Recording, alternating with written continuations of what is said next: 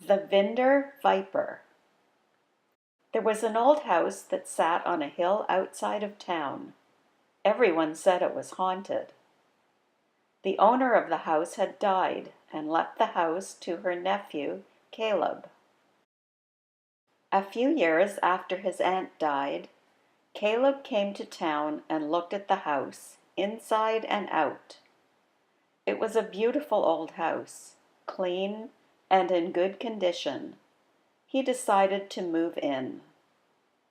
One night, soon after moving in, Caleb's phone rang.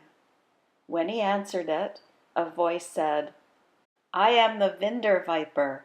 I will be there in 2 weeks." The caller hung up before Caleb could say anything. Caleb knew that vipers were very scary snakes. He searched the internet for information about the Vinder Viper, but found nothing. A week later, the phone rang again. "I am the Vinder Viper. I will be there in 1 week."